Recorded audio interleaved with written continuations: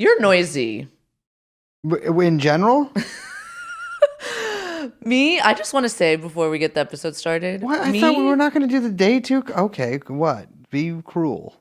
Look, me and a gal hushed you a couple times today because you're always rustling. Lifelong women have been hushing me since I was You have, born. your backpack has like 18 zippers that you're always opening and closing. Yeah, I got to get the jewel out. You have these snack packs that are like rustling in your bag. I did open a Cliff Bar very slowly. Oh my God, and you tried to do today. it. You were like, this will be more quiet if I do it slowly for longer. The security guard was going on for so long that me and this gal that's sitting next to me, we literally turn at the same time and we go, just open it.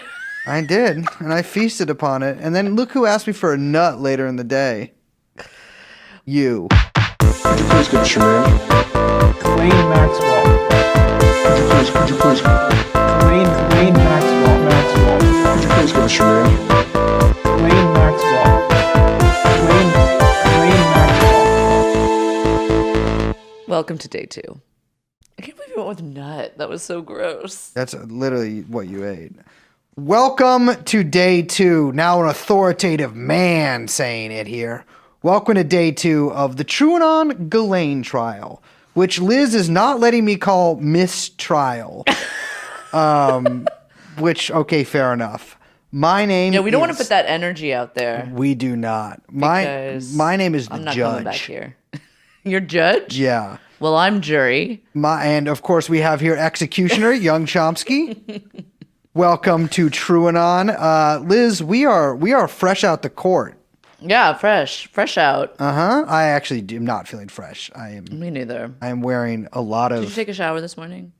This morning? Oh my God. How long do you think I spend awake in my hotel room before I go to the court? You'll You'll feel more awake if you just pop right in the shower. I'll feel just more like awake. Some steam, ready to go, freshy, straight out the door. No. Not gonna feel more awake with less sleep, but you got enough sleep last night. I got 6 hours sleep last night. I feel okay. Hello everyone, welcome. Day 2. Yesterday we left you on a bit of a cliff? I almost said a bit of a Cliff Bar because you literally just said you ate a Cliff Bar. Check this out. We left you on a bit of a plane hanger. Oh my God. You like that? Because we said that the prosecution introduced their first witness yesterday, Larry Visosky, or Lawrence Visosky, nickname, as he said, Larry. Yes, the Pole. Epstein, I know. In fact, probably closely related to you. Epstein's longtime pilot. Yes. Or one of his longtime pilots. And he opened up a little bit last night or yesterday, and then spent much of today. It feels like night because it gets dark at like 3 p.m. here. And we don't leave the courthouse ever during the day. We don't even go and check our phones or nothing. It's like being in a casino. You have no idea what time it is. Exactly. Well, I do because I can see it getting dark outside, and there's a there's a clock. Okay, so he started yesterday. Yes. But really the bulk of his testimony and the cross-examination, which is very interesting, was today. Yeah, I have, a ton of notes here, but there's really just a few things that stood out to me. So first, when he first came on the stand, I assumed they had flipped him or something. Yeah, that's what you mentioned, which is interesting. I don't know why I thought that, because partially because I'm like, well, he must have seen so much stuff, which I still obviously believe. I mean, he was Epstein's pilot for 30 plus years. Yes. He was his boy. He was his fucking guy. And this is definitely the longest he's ever been on the record. I think he was deposed in a civil suit before, but he didn't say much if he was. But this was Larry on the stand.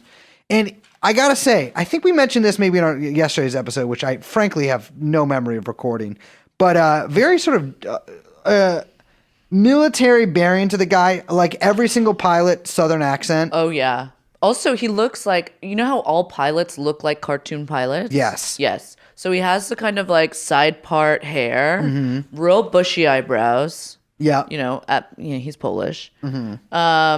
Suit, broad shoulders. Yes. Very straight and narrow, Mr. Boeing. Phantom epaulets on it too. I mean, these guys are, you want to talk about like the PMC professional class pilots. Whew, watch out for them. Well, he was, so something that intrigued me, I think it was last night we found this out, was that he was hired in 91 by Epstein in Columbus, Ohio, which, I mean, if you know anything about the Epstein stuff, it should perk your ears up, because that, of course, is where the man named Leslie Wexner. They should have a trial about that. I know. Frankly, and they should make it illegal, set a precedent. You should not be naming your male child Leslie. But he was hired in 91 along with David Rogers, the other... Which is the most pilot's name ever. Oh, my God. Give me a break. Both of David these guys. Rogers. Ugh. And at first I was like, oh, my God. 91.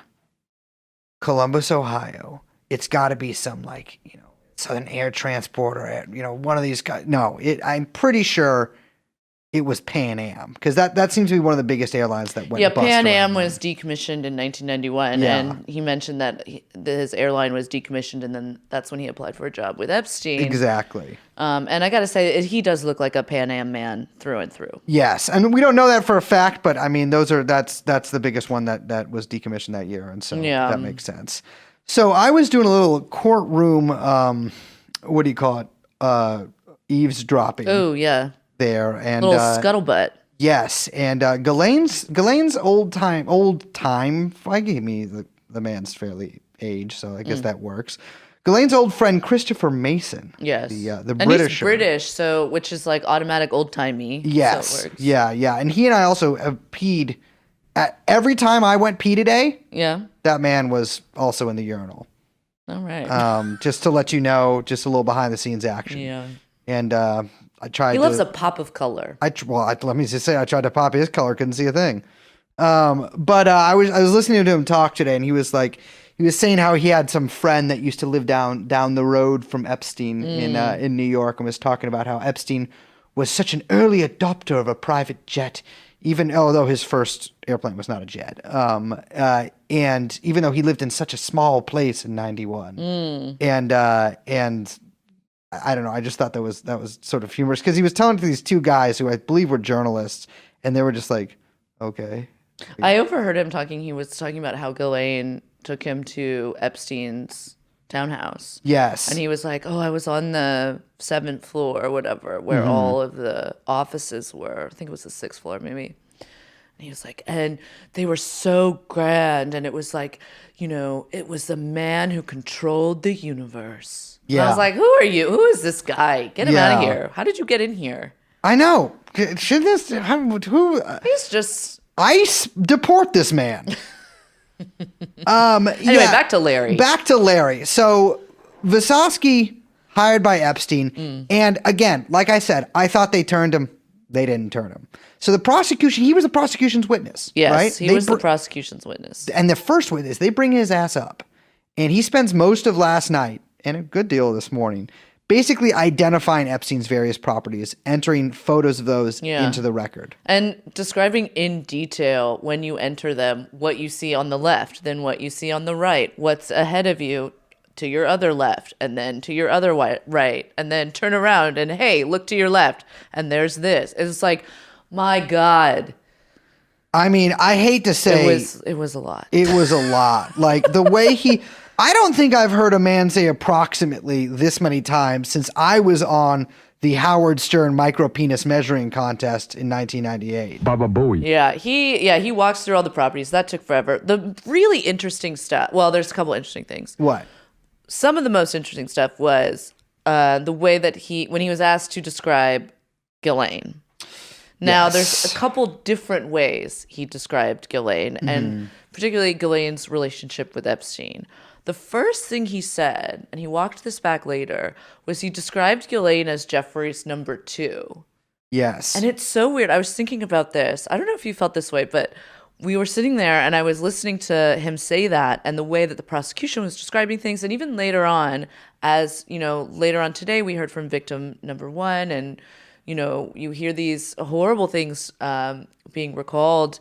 And it's like, it's fucking really trippy hearing all this stuff that you, like the two of us have talked about on this podcast. Yeah. Being said almost explicitly in the same words by like professional people in a professional legal setting. Yeah, yeah. Where it's like we have called Ghislaine his number 2, and now that's in a. I don't know. It was like tripping me out. It was weird too because I mean I'm sure some of you people who've really kept up with Ghislaine these past years can recall how in a deposition she once gave, I think the Virginia Jeffrey civil suit, she was asked if Jeffrey Epstein was her boyfriend, and she sort of says, "Well, at times I would have liked to think he was," and I will say last night took them a long time in there because they described Ghislaine Maxwell. Various people described her various different ways. Took a long time to get the B word around. Look, they just need to project a big like neon sign that's blinking and it just says, "It's complicated." It's complicated, yes. And boy, it does seem complicated. Yeah. And so he kind of vacillates. He goes back and forth. He calls her Epstein's number 2, but then he's like, "Oh, but I mean that in a house manager way. Yes. Not in a procurer for underage sex kind of way." Like he's very delicate in the way that he's putting things. Yeah, and he does seem to, and it's interesting because I've actually never heard someone really talk like this. I mean, there's been articles that have mentioned this and they've mentioned that this is how sort of she was presented, etc. But he really seemed to stress at certain points that she was Epstein's employee. Yes. And which is what the defense is really trying to stress. Yes. And he places her alongside the ranks of other employees, by the way, who all certain people, there are two kind of classes of Epstein employees. There are Epstein employees who were unindicted co-conspirators in the plea deal he took with Acosta, and then there are Epstein employees who are usually foreign, and who are not involved in these sort of things. Exactly. Yeah. No, he definitely describes it as Ghislaine was kind of in his words, the manager of all the other house managers. Yes. And so it was like she was overseeing the staffing and management of all of his different properties. He talks about how she was outfitting the apartments or buying things like deciding what drinks to put on the airplanes or outfitting the interiors of the airplanes, which, by the way, we looked at those interiors.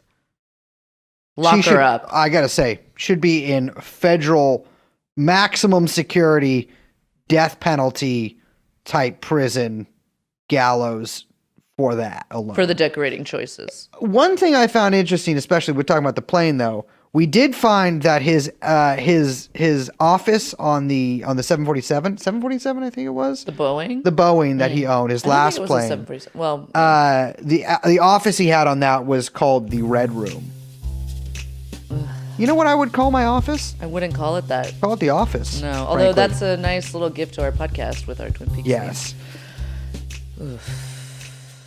But he talks about how Ghislaine kept the horses at Zorro, that she was always busy kind of like running around managing all of these things. And so he kind of like straddles this weird line of, it was, he calls it like, I thought it was romantic.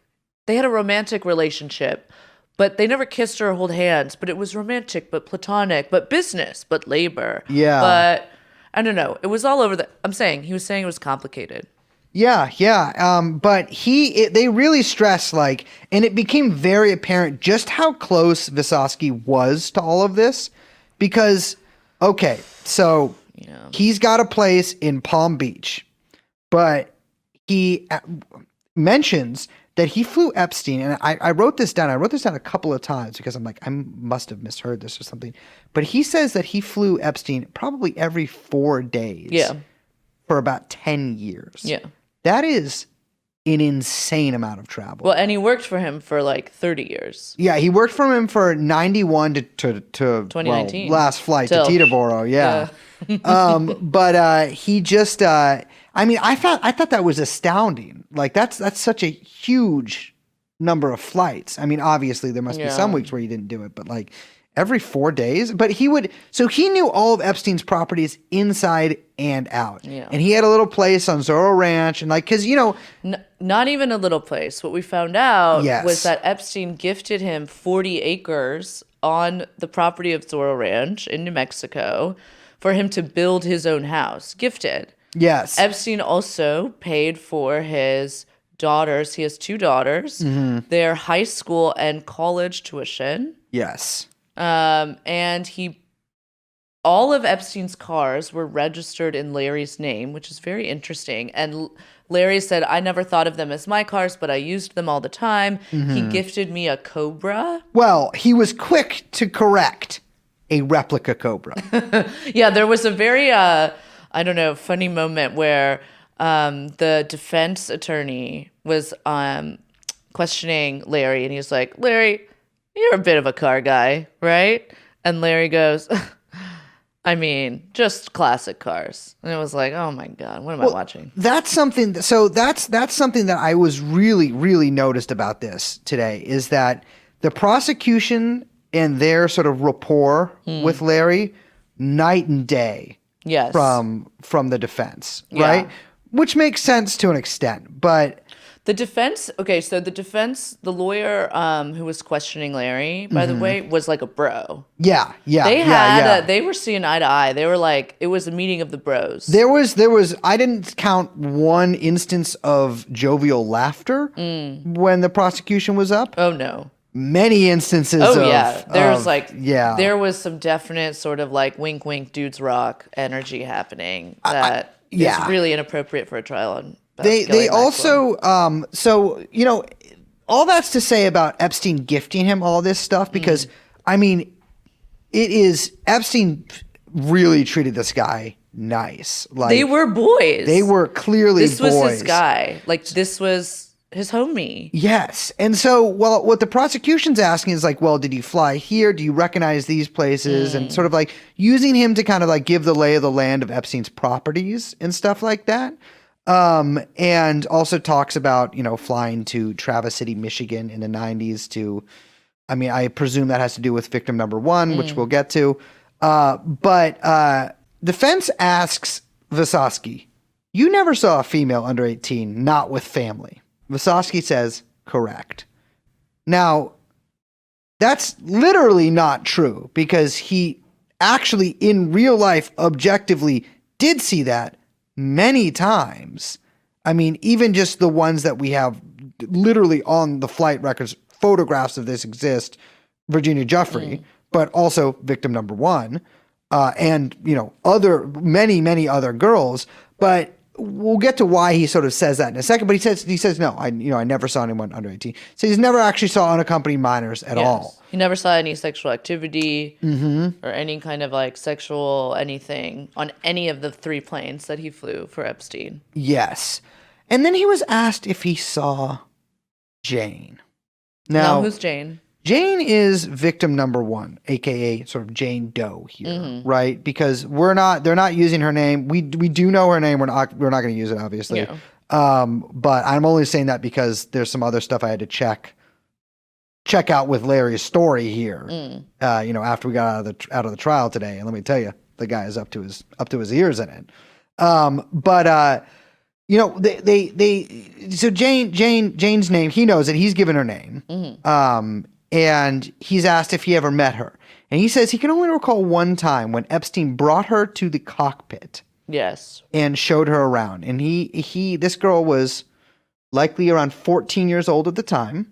14, maybe 15 years old, but likely around 14. And he describes her as a mature woman with piercing, powder blue eyes. And then later is reminded, he also said, I believe, before the trial started, the government, that she had large breasts. Yeah. He seemed a little sheepish when he was reminded of that. As he should be. As he should be.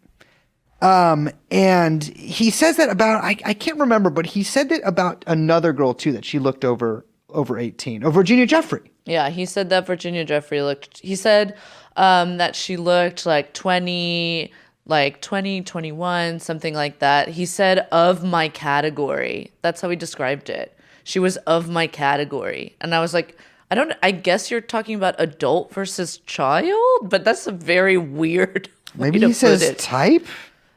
No, he meant like, I don't know. Yeah. But yeah, he was being very, yeah. But he was being very specific to say that he always, you know, he never saw anything untoward. Everything was above the board. Exactly. And something else that maybe could rhyme at Well, that point. yeah, and it's you know they were saying too, the defense actually. I saw some people writing online like, oh my God, Epstein's pilot names, you know, like Bill Clinton, Donald Trump, and stuff like this. Yeah. That was actually the defense attorney, Ghislaine Max's side, where they named Christ. It was all sorts of people. I think I wrote them down. It was Prince Andrew, Bill Clinton, Donald Trump, which Yeah, and then Larry refers to him as President Trump. And I was like, I see you, pilot. I know what's going on here. You're a Trump guy. Also names... People who are not Trump people don't call him President Trump. They call him Trump. Yes. If you're a Trump guy, you call him President Trump. Oh, Although absolutely. it could just be, Still as right I for called president. it, the pilot's creed, which is where you just, you know, defer to authority because of your, you know, you understand the hierarchy of whatever. I'm a hotshot pilot. I would never do that. There's In fact, one thing, pilot's creed. Look I it up. almost got kicked out of the Navy for doing too many crazy stunts in my F-18. Why were you doing that in the Navy? It's like the gay version of the Air Force. You should be in a boat. No, the Navy has the fucking planes. They got crazier Let's keep planes. Also mentioned, and whether this I did not know about, RFK Jr. Oh, yeah. Said RFK Jr. was on the plane. Yeah. Did he mean John? No. Said RFK Jr. Yeah, RFK. That surprised me. Yeah, so name that. But the point of the defense naming all of those people right there is one, I think it's to throw sand in people's eyes a little bit, to be like, Yeah, that's it's a little, what it's, yeah, exactly. So there'll be articles They're about working the crowd a little bit. yes, but also maybe, you know, some articles will mention, obviously people find that very attractive, which, you know, it is. Duh, we want to know the people involved in this. Although none of these names, except for RFK Jr., are new. I still got to double check that. But mentioned that these people would demand privacy. Yes. So this was the whole thing that the defense was kind of pushing, which they also made a big stink out of asking him if Epstein let him use the bathroom in the back of the plane. And he was like, yeah, Epstein would let me go anywhere. He was always inviting me to the bathroom in the back, which I'm like, bro, that sounds kind of funny. But the whole point they were making was that there wasn't any point on the plane where Epstein was closing doors, requiring privacy, where, you know, Larry didn't feel free to go or obstructed his view. He could see that things were here. And if there were such famous people like President Trump and Bill Clinton. And RFK Jr. and John Glenn. John Glenn mentioned? It was John Glenn they mentioned. Yeah, yes. yeah. But those were the types that would, I mean, if anyone needs privacy, it would be insane. Oh, they mentioned Kevin Spacey and Chris Tucker too. Yes. Insanely famous people like that, and yet there wasn't. Yeah, yes. Even though they were actually seemingly traveling with, wasn't Virginia Jeffrey? There's literally photos of her giving Bill Clinton a back massage. No, he's saying the point is they that weren't like, if these people aren't requiring the kind of privacy, then why would Jeffrey Epstein? Exactly. One thing that I thought was, it's like, but you're on private jet, so that's already a level of privacy. Yeah, and also like, I'm sorry, if your boss who's giving you a replica Cobra, is doing something untoward in the bed he has on his plane. And he pays for your kids' college. Yeah, I'm like, yeah, you probably, if the doors are closed, you might not knock on it. You know what I mean? Like that Use seems the to me. other lavatory. You know exactly. what I'm saying? That did not. The lights blinking. Yeah, and this is, they were kind of on this tip for a while. Didn't seem very effective to me. Yeah, it didn't seem very effective. Yeah, I mean, maybe, you know what? I'm not a juror. I don't know, but wasn't convincing. So the other thing I want to mention about Larry is that he did mention on more than one occasion. In fact, he went, like we said, he went on detail over every single property, right? Mm-hmm. And including Ghislaine's apartments. Yes. Yeah. And he always mentioned that he installed audio-visual equipment. The man would not shut the fuck up about I it. think he was very proud. Yes, he seemed like it. He should be Larry the Cable Guy because of what he's installing in people's houses. Gotta say, though, as a little man-to-man here with me and Larry, he kept saying home theater.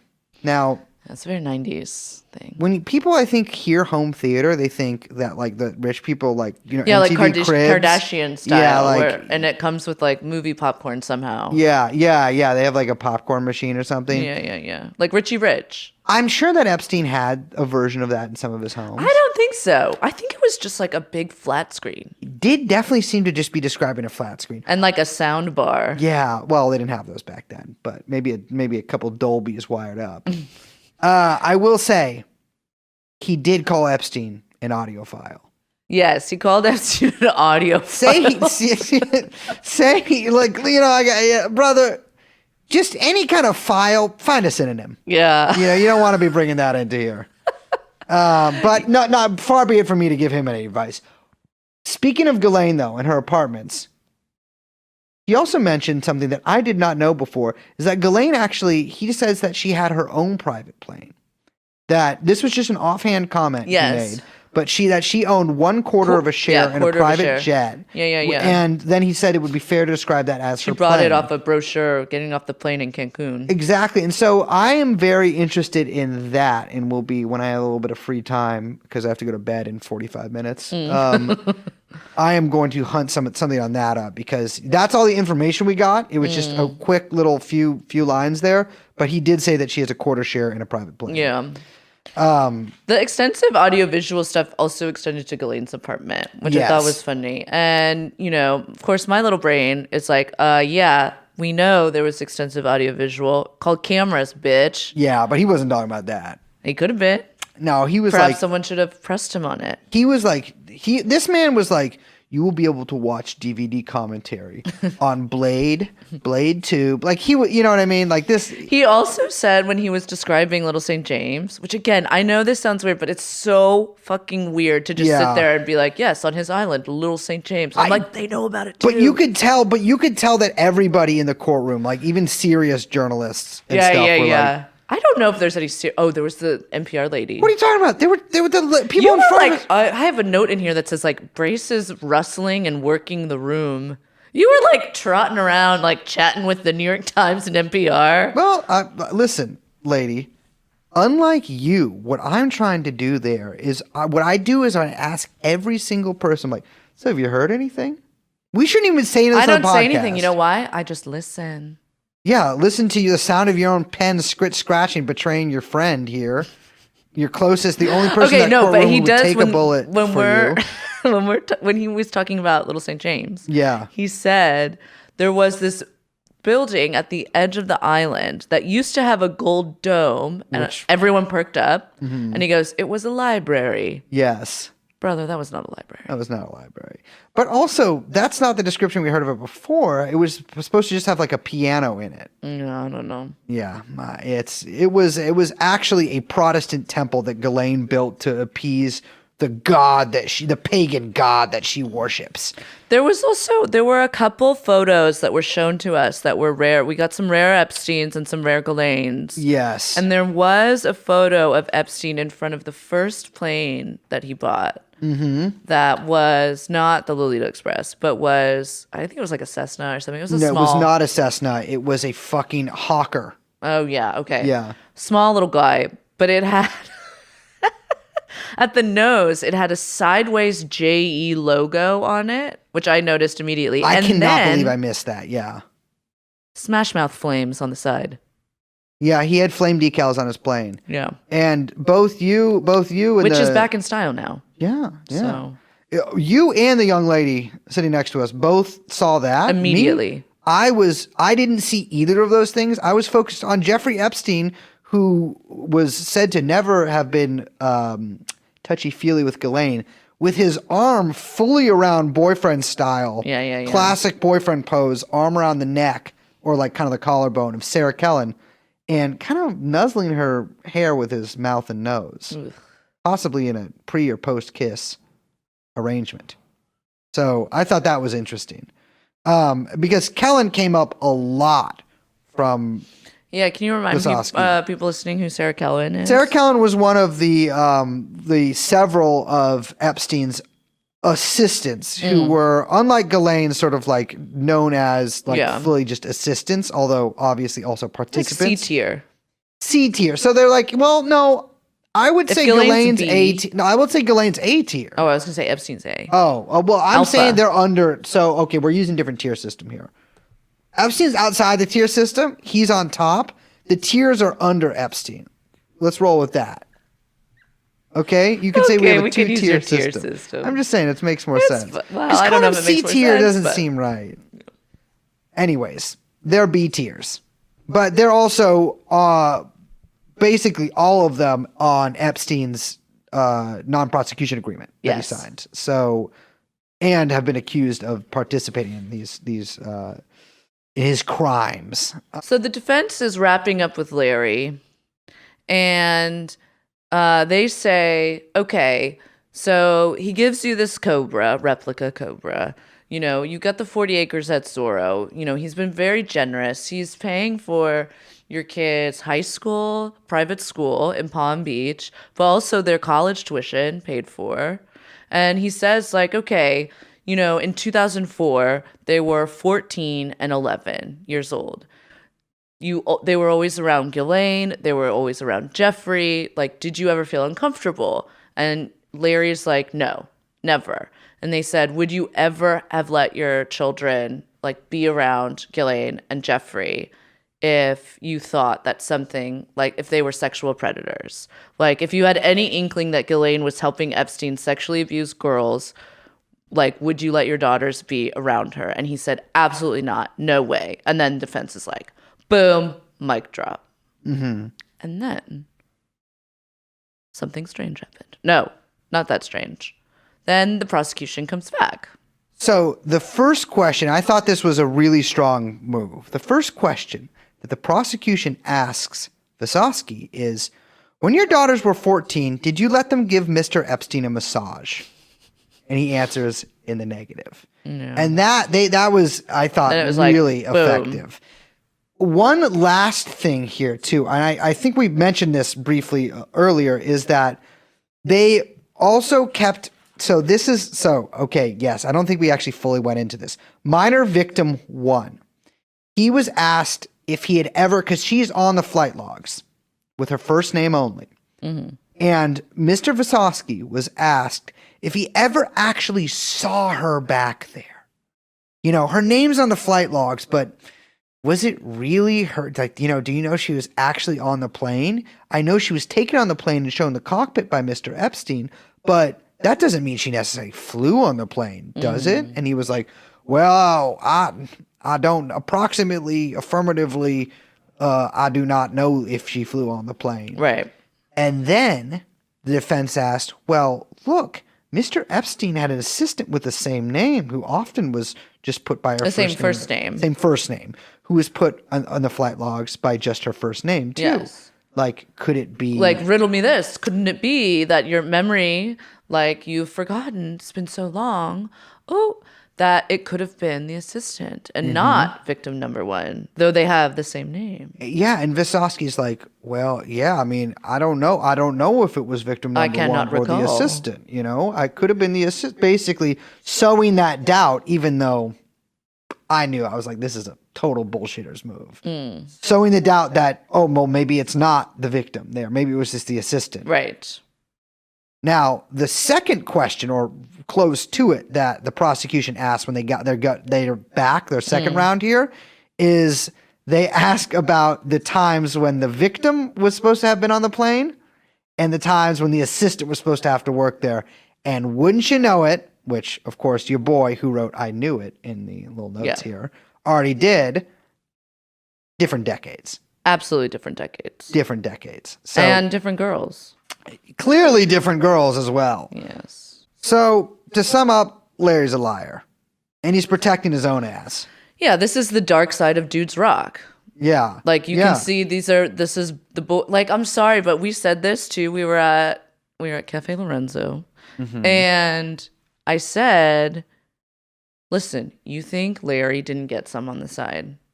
He'd been doing this for 30 fucking years. You think he never dabbled in the company ink? I don't even know what the expression is. I know what you mean. You think he never sampled the wares? I mean, yeah. His boy's giving him a Cobra replica. Yeah, exactly. And like, you can buy someone in silence with money and with gifts and all this stuff, which certainly that would be enough. Another good way to do that is to make them complicit. Yes, because as a wise woman we met today said, men don't care about money. Yeah. And as I got to say back to her, lady, you've never met a Jew.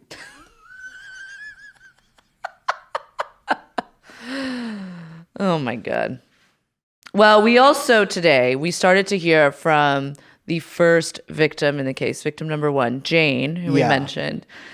It feels wrong for us to go into that now. We also have only just started hearing from the cross-examination from the defense. Yeah. And I have a feeling, look, there was a lot of going back and forth, a lot of objections. Yeah. A lot of gavel sound. A lot of objections. A lot of, Your Honor, I do protest. But they were called to the bench. I mean, more than Larry. It only happened really a few times with Larry. But, I mean, there was, towards the end of the day, just constantly, interrupted. Yeah, and it's pretty grim stuff. So I think that what we're going to do is introduce her testimony kind of as its own story tomorrow. Yeah. Because we'll know more when we hear from both sides. Exactly. This is someone we've actually talked about this case, I think, on the show before as well, the specific one. But she's requested anonymity for the federal case. So we are going to be not going to be mentioning her name or anything like that, obviously. But yeah, so we've got the defense on her right now. I'm sure they'll go back to the prosecution. But yeah, we'll have more from you to you tomorrow. All that. All right. Well, what time is it? 6:40. I have about 8 minutes until I have to be asleep in bed in order to get there tomorrow. You better fire up the private jet for your ride home. Yes. Oh, I fucking lost my glove. I thought I was so smart. You have one glove? I have only one glove, and it's like. Didn't you just buy those? No, I've had them for years, but you find a pair of gloves at like a thrift store that fit you. You're like, I'm gonna have these I gloves. always wonder when I see one glove on the street. I'm always like, who's the guy that loses the glove? Here you are. Funny thing is, so last night I took him out of the room, brought him here because I was like, it was freezing last night coming here. I'm like, my walk home is gonna be fucking so cold, and I'm like, I hope they don't fall out of my pocket. Nah, they won't. Of course, one day. Classic move. That's the trick of the pocket. I frantically run back to look for it, and guess what I find on the side? I think I see it. No, someone else just lost a glove. Well, maybe that was a little serendipitous moment, like the movie Serendipity. Shout out to my ladies out there who know what I'm talking about. And you were supposed to meet with the mixed glove. I stood by it for 45 minutes, just asking everyone that came by if it was theirs. But, that's a crazy. Ended up having a duel using it by throwing it down. Oh my God. All right. Well, I'm Liz. My name is Brace. We are, of course, joined by condemned man, young Chomsky, live from the gallows as the producer, and the podcast is called TrueAnon. We'll see you next time. Bye-bye.